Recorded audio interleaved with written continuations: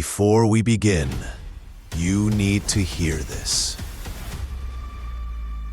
At 5:40 a.m., while the village slept, a school teacher quietly stepped into a muddy pond behind his house.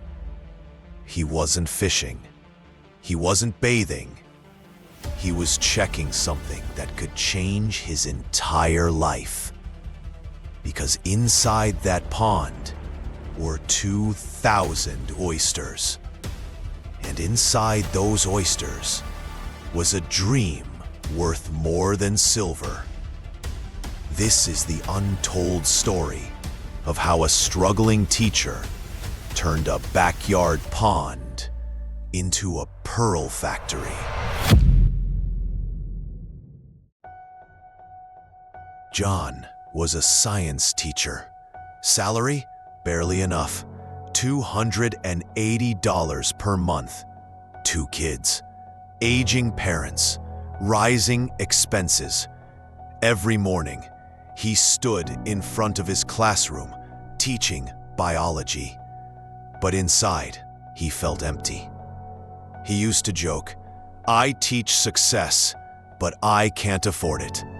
No side income, no savings, just the same cycle every year, until one simple question changed everything.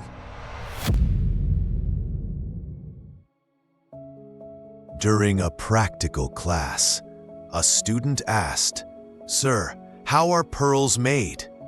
John gave the textbook answer, "Sand enters, oyster protects itself." But that night, he realized he actually didn't know the real process.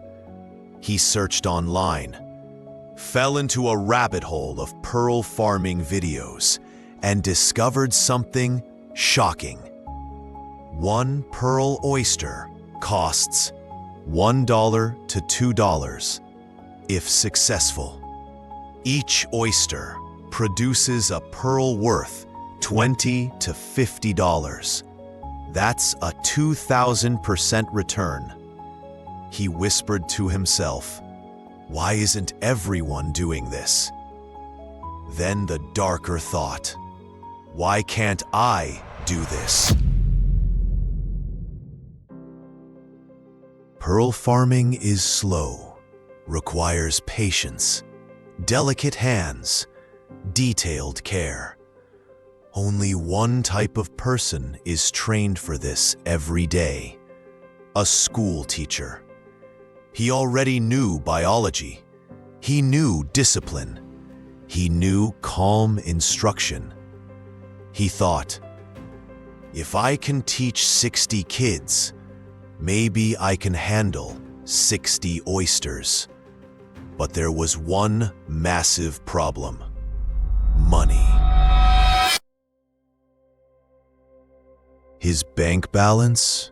$43. So he did the unthinkable. He borrowed $150 from a fellow teacher, bought 120 oysters, and used old lab tools from the school to build a micro-implantation lab at home. He cleaned the pond, added lime to balance pH, installed a $10 aeration pump. Oysters need pH 7.5 to 8.2, temperature 26 to 30 degrees Celsius, oxygen 5 to 7 milligrams per liter. He didn't have this equipment, so he built DIY versions. The first week felt magical. Second week felt promising. The third week felt like death. Heavy rains hit his village. Pond water overflowed. Contaminated water entered the system. Oysters couldn't breathe. 48 oysters died in 2 days. 40% gone. Neighbors laughed. Family scolded him. Colleagues mocked him. Teacher becomes fisherman now? What next? Selling seashells? For the first time, he felt stupid. He questioned everything. His dream, his risk, his identity. Then, one morning, something changed.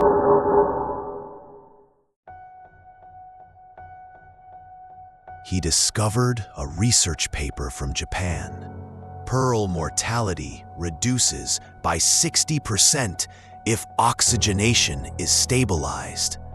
He immediately bought a stronger aerator for $20, installed a basic filtration system, added daily water testing, separated weak oysters, covered the pond with shade nets to keep temperature stable.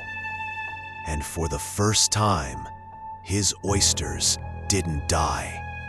They grew quietly, slowly, beautifully.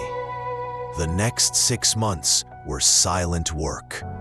Every night after school, John walked to the pond with a torchlight, checking pH, checking temperature, talking to the water like a friend. Until the day came. Month 7. He pulled the first oyster out. His hands trembled. He inserted the tool, opened the shell, and froze. Inside it was a bright, shining, perfect round pearl. He didn't shout. He didn't run.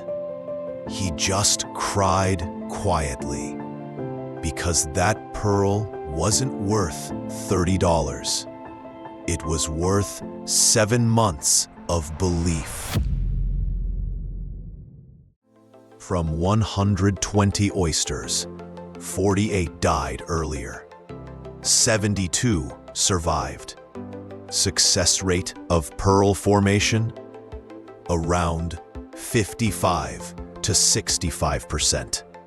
He ended with 42 high-quality pearls, 18 medium pearls, 12 low-grade pearls. Market value, high grade, 42 times $35 equals $1,470. Medium, 18 times $20 equals $360. Low grade, 12 times $10 equals $120. Total, $1,950. Initial investment, $150. Net profit, 1,200% return.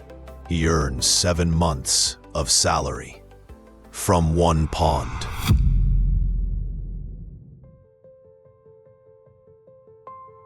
Within a year, he expanded to 3 ponds, trained 20+ villagers, added rare black pearl oysters, now earns 10 times his teaching job, has a waiting list for training students, became local hero, became the pearl teacher, but he still teaches.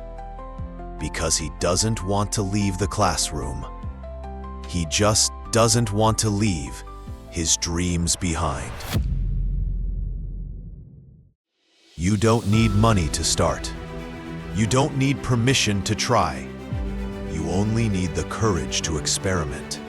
This teacher didn't wait for opportunities. He created one inside a muddy pond behind his house. Your dream may look impossible today, but so did his. And yet, here we are. If you love stories of hidden hustles, of real people building real ideas, hit subscribe, because every success has a hustle, untold.